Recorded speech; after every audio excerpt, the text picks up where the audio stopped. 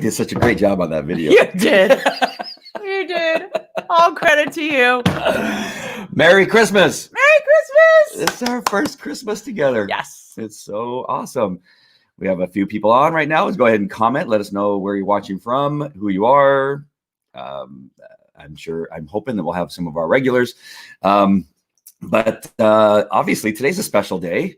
Yes. Is today actually the day that Jesus was born?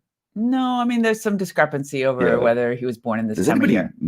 Does anybody know the actual day?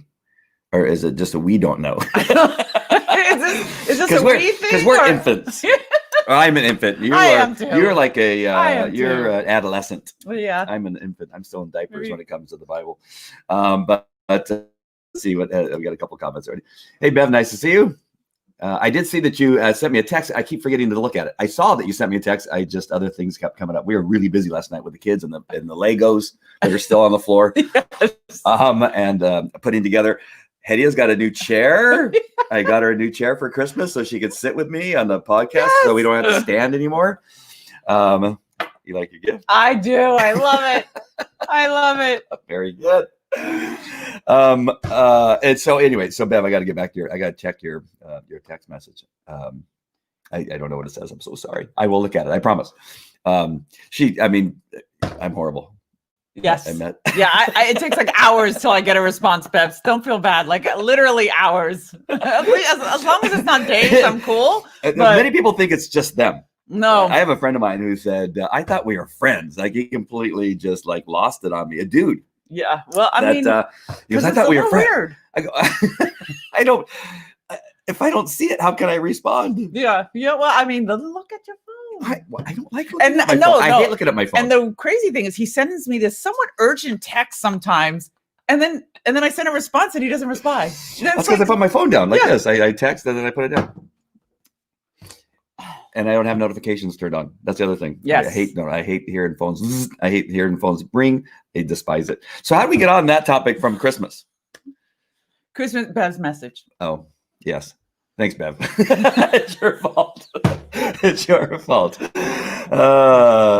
Thank you. All right, so let's get rid of this frame because we're going to be going right into it because I have a couple things. Merry Christmas to Priscilla. Oh, Merry Christmas, Priscilla. Nice to see you.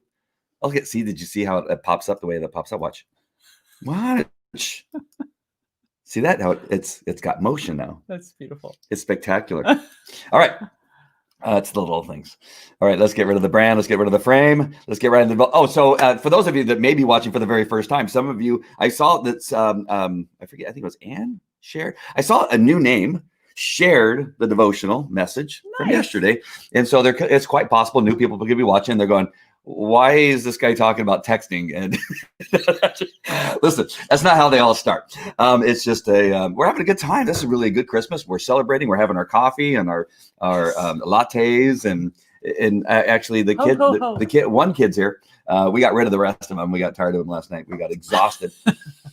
They were and because of that. But for those of you watching for the very first time, they don't always start out this way. I generally try to jump right into the devotional, and what we're reading from is My Utmost for His Highest by Oswald Chambers. What's interesting is that he actually didn't write the book himself. His wife, after his death, took his journal and put it together and put this devotional together.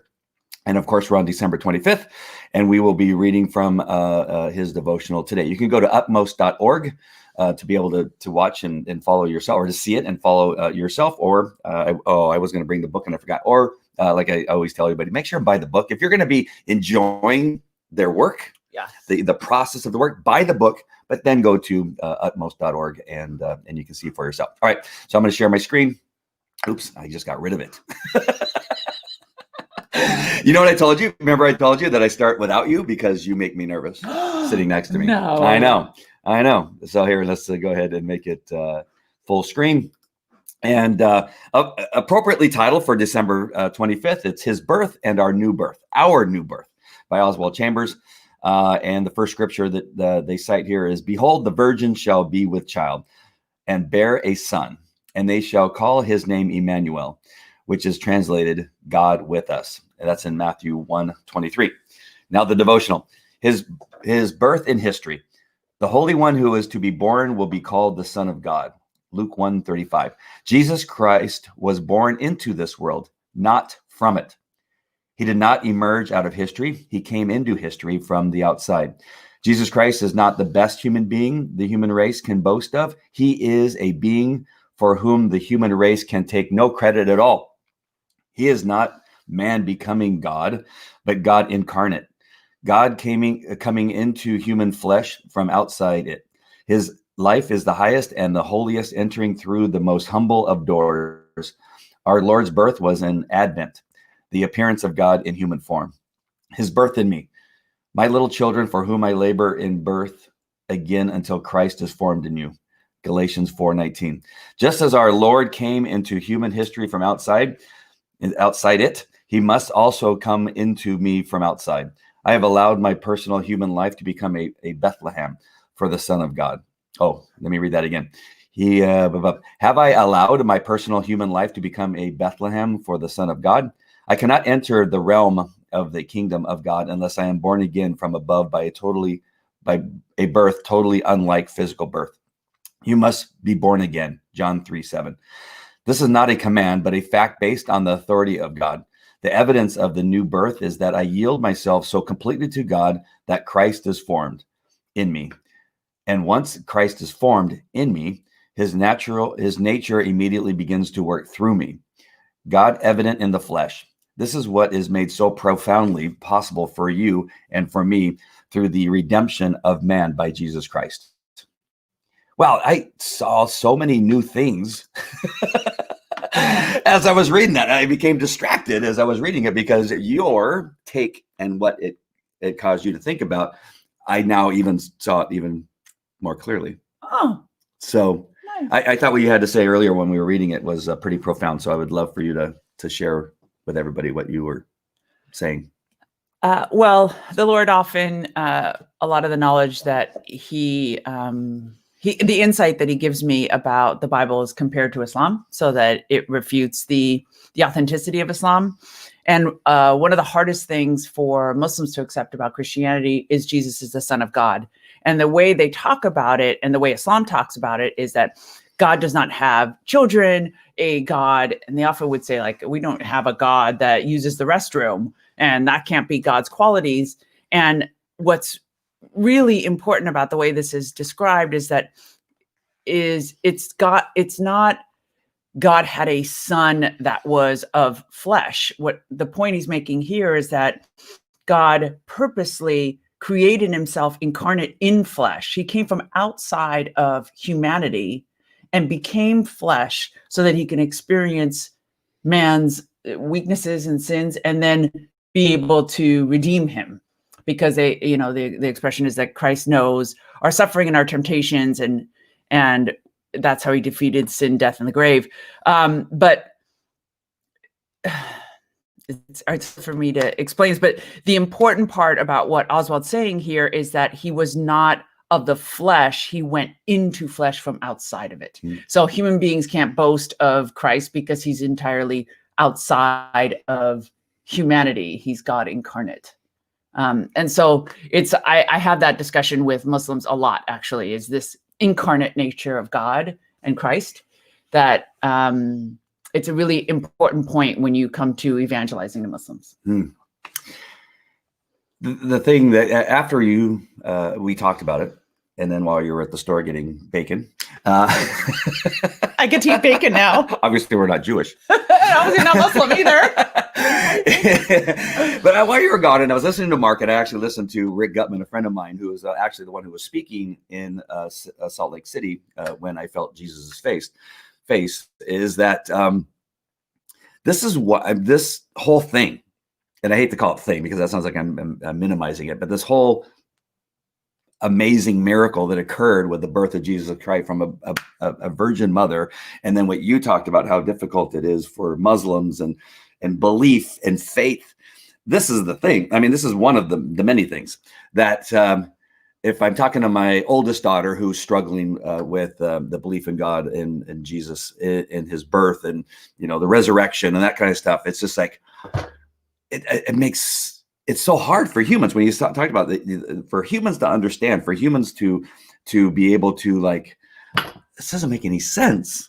I mean, there's nothing we compare it to. Like if we were to be able to say, well, you know how, like a caterpillar turns into a butterfly. Right. There's so many things in nature that are a miracle, but we can kind of see that. But the total, birth, we know what it takes to have a baby, right? I mean, I'm not trying to make a joke of it, but when all of a sudden I can't imagine, this is where I really struggled, prior to really kind of sinking my teeth into the Bible and Jesus Christ, is that I cannot imagine being Joseph.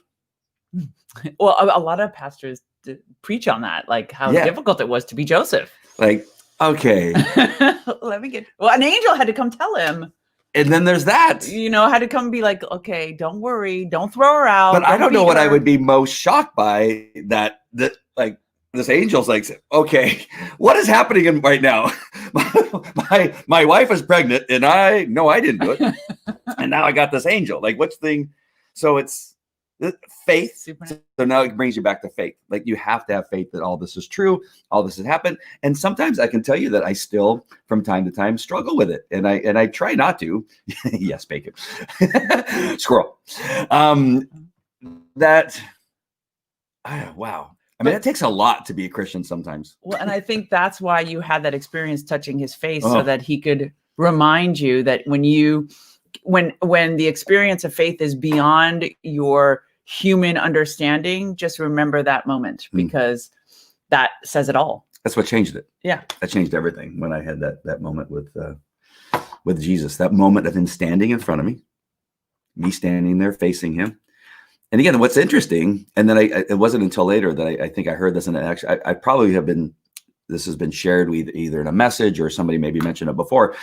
But what was interesting, I thought, is that somebody, I don't know who it was, but there was some aspect that, well, what did it look like? What did he look like? And I don't remember. It's so strange that when you have a dream, quite often you go, John was there and Missy was there. I don't know where I came up with these names, but these people, and you can say, I saw them in my dream. But this was literally, I felt like he was in my presence, and I actually felt with my hands, his face. And there was other, like, just this overwhelming love and other feelings that I felt. But then I can't remember his face. Well, I don't think this may be off a beaten track here, but I don't think in his spirit being, though the Bible describes his features, I don't think we have the same human form in there. So like you're feeling all of the emotions connected to his being, but I don't think he necessarily has a face. But what I was going to say is that I heard later on is that there was some passage, and I don't know where it is, or else I would try to find it right now, where they say if you see his face, you'll die. Yeah, I've heard that too. And thank goodness, because I'm not done. I don't think I'm done. Obviously, I'm done. I've been faced with death so many times. You got Jesus like, why do you keep trying to kill yourself? Right? Come on now. Come on, you got stuff to do. Lots of stuff. That's so crazy. I want to share with you a little bit of Rick Gutman. And I didn't tell you this ahead of time. I'm so sorry. But Rick Gutman is a friend of mine. We're business partners, essentially, in Viseo. And that's how I met him at a conference, at a convention. Actually, I met him first at a restaurant or over the phone, I think is actually where I met him. But first was over the phone. But then we've gotten to know each other. He's a great guy, a very spiritual guy. And he does a thing called Spirit Life on Facebook.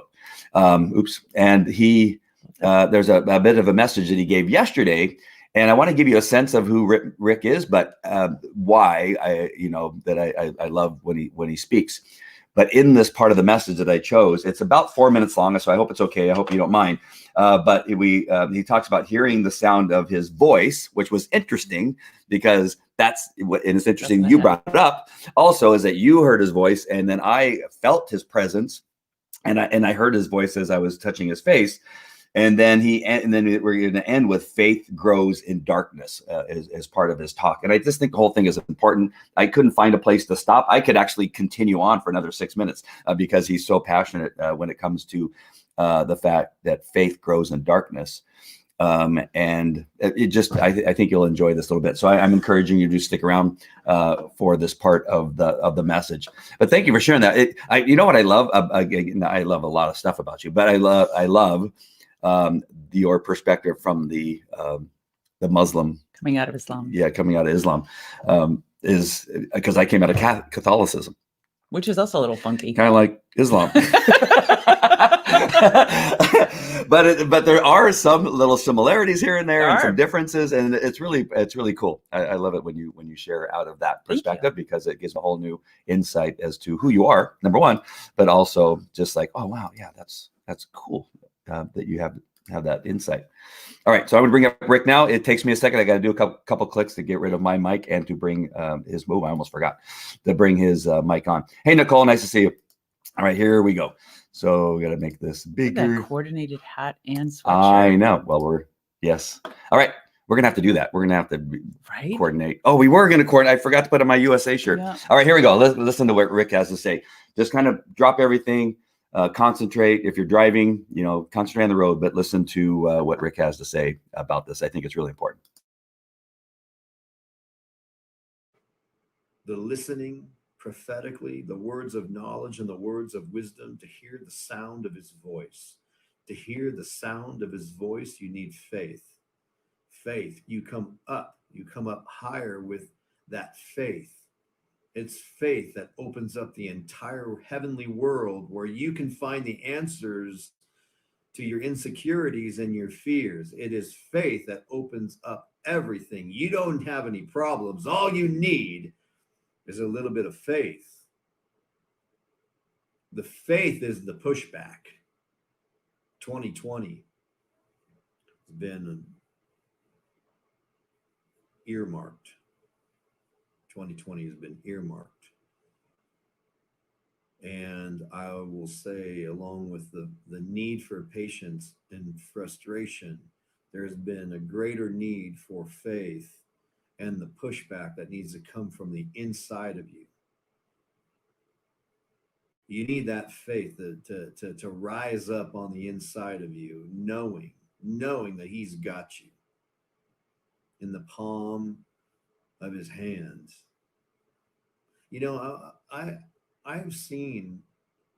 I've been in many countries where I've seen miracles, unexplainable miracles. I've seen the demonic thousands of times, this demon possession thousands of times. I've seen healings, unexplainable healings, thousands of times. In those places of the earth, they have a great need for faith. We had 2020 for us as earmarked, but in those countries, every day and every year looks much worse than our 2020 to them, where the word has to be life to them. It has to give them the ability to breathe. It has to heal them because there's a lack of medicine.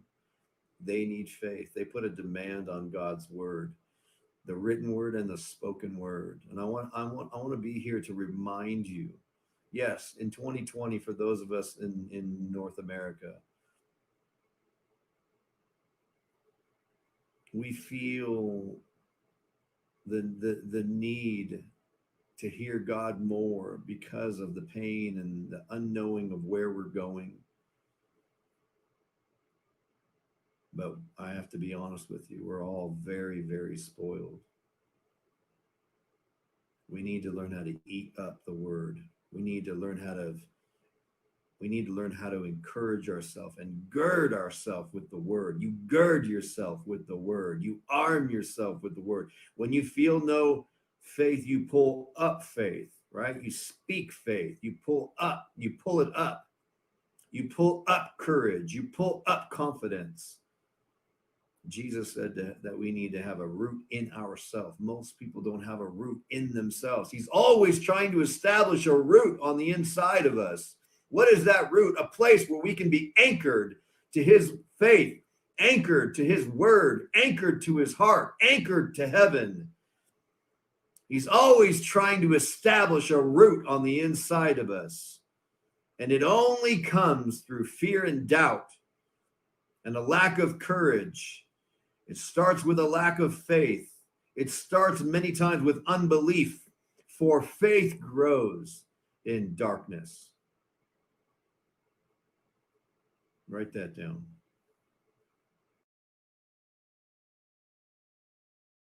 Wow. I have never heard him speak. You talk about him all the time. I don't know what happens to me. He is awesome. Well, he's my friend. But of course.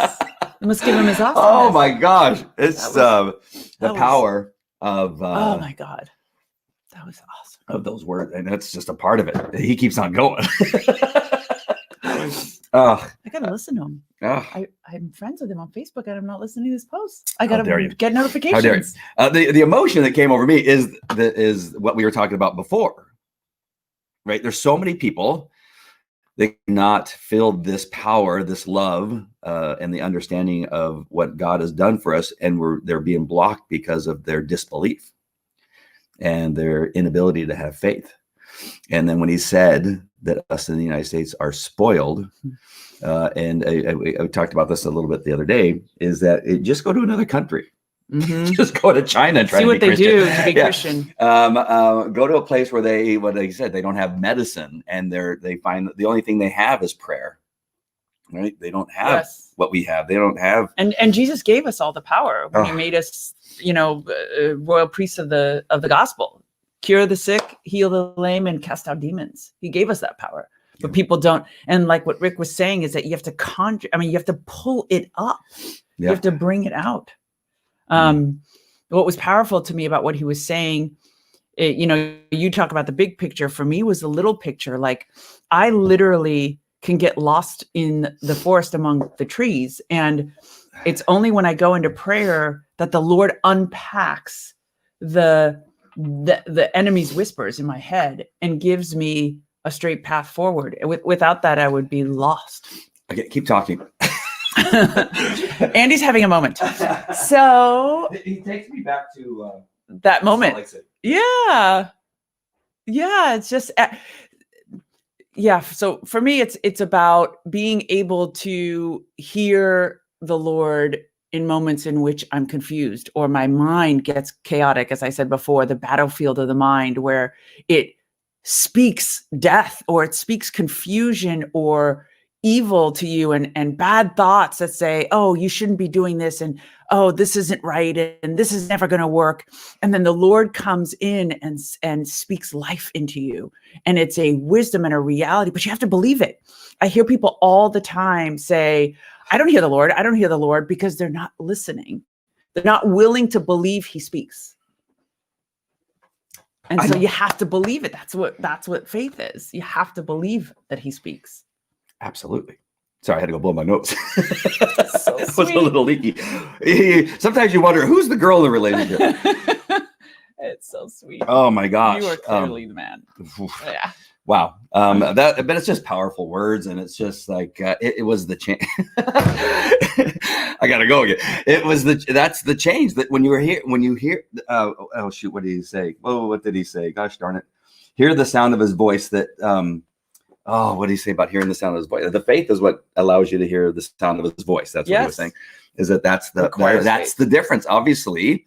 And I'm so sad that I'm almost like want to ask for forgiveness for, and I'm sure there was something powerful coming from my speaking at men's groups and being a part of a men's group and organizing men's retreats and things like that I spent all that time.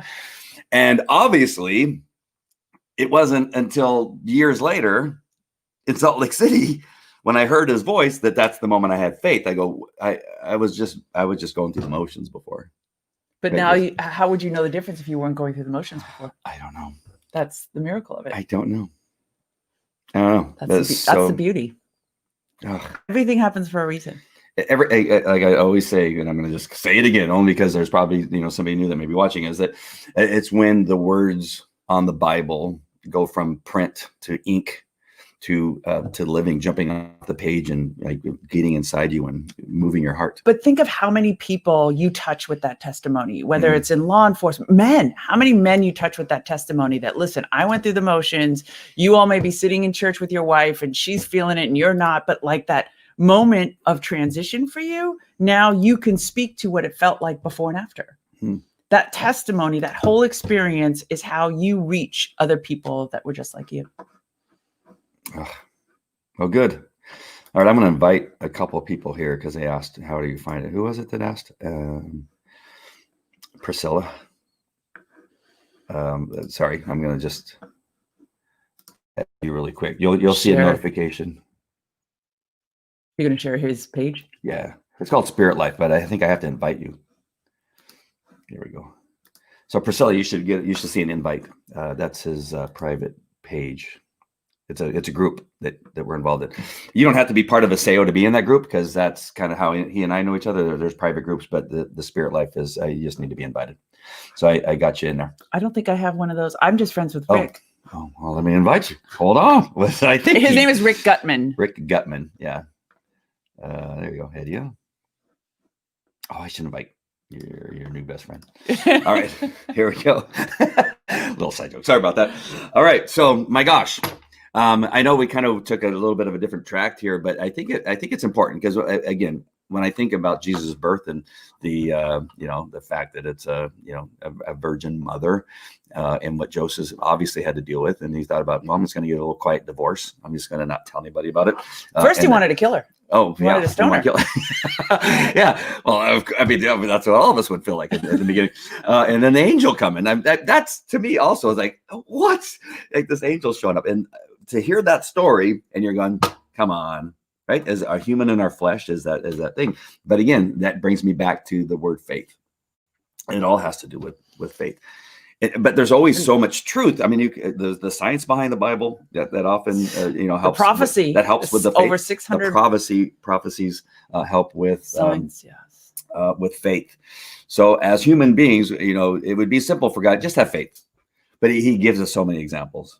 There's so many examples that why it's truth. It's fact. Your experience and what Rick's talking about in faith and a relationship with Christ, there's this, expression that this is not a religion, this is a relationship. I think as our country moves into a more chaotic and uncertain time, it is so important to have a personal relationship with Christ, to hear him speak, to use it like a muscle, to just keep practicing and practicing. Is that my voice? Is that his voice?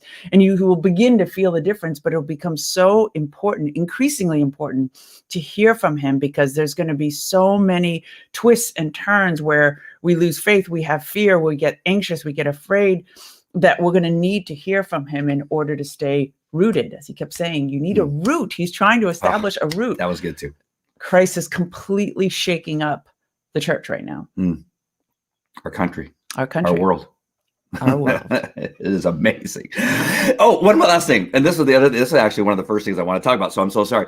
But when Mark Driscoll from Trinity Church in Scottsdale, Arizona, if you're not following, follow him, go to YouTube and find him, Mark Driscoll.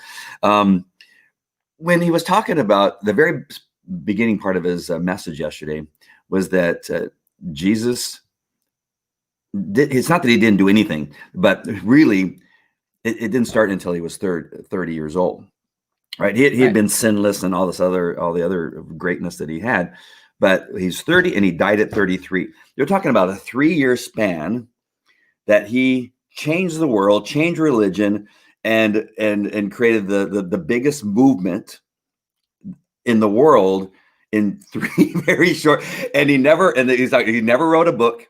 He never had a Facebook post. He never had a podcast or a YouTube channel. No. And that alone should give you faith. Like, okay, how could a man in human flesh in 3 years change history? With no microphones. Spoke to thousands of people with no microphones. Yeah. How did his voice project? Now that I'm so sorry. This is one of the most important things about this whole thing was that Jesus Christ was born, lived for 30 years, and then you know what? Let's start talking to some people. And we're just going to change the world. I'm going to create a religion that's gives us hope. Yes, he's going to change the Jewish religion. They go from the Old Testament to the New Testament. I just change everything. Oh, and then and it's an amazing story. It's an amazing truth. This dude called Jesus Christ that was born today. Well, we think near. pretty close to today. We're celebrating it Yeah. today. That's all a that celebration. matters. Yes. All right, my friends, that was fun. And the other thing I say all the time, I don't do these for you necessarily. I do these for me. And We feel so enriched right now. I've learned so much. I don't know about you, but You learned a lot about Rick. I and did. you go, hey, come I here. think Rick was awesome. Oh my gosh. But my friends, have a great Christmas. Yes. This is the best Christmas ever. How about you? How was this Christmas for you? How does it rank? Amazing. Amazing. I haven't had a lot, but it was definitely the best. You haven't had a lot of Christmases. No. What'd you do on the 25th? Before? We ate kebab. Oh. Persian food. Very Because nice. all the Persian restaurants were open. Oh, look at you. All right, my friends. Thank you, Priscilla. We are going to have fun. We're gonna have fun all week. Christmas for us is a week-long celebration. Yes. Yeah, I think you're the one who said that, actually. Yes. All right, my friends. We love you very much. Thank you for watching. And find Rick Gutman and Spirit Life. If you want to be invited, just send me a message or put a post or comment if you want to be added. I hope he doesn't mind. I didn't ask him permission, but I'm sure he doesn't mind. He isn't consistent like me. I'm very consistent. Of course. It must be all that law enforcement But if training. you want to know somebody that's less Discipline. consistent than I am, it's Rick Gutman. He's like you won't hear from him for a couple weeks. Inspired. Yeah, when he feels inspired, and that's good. I like that. All right, my friends, that's it. No more. I'm not going to come back and say, oh, there's one more thing. No. All right. Have a great Merry Christmas. Merry Christmas. And we'll be talking to you probably tomorrow. All right, my friends. God bless. God bless.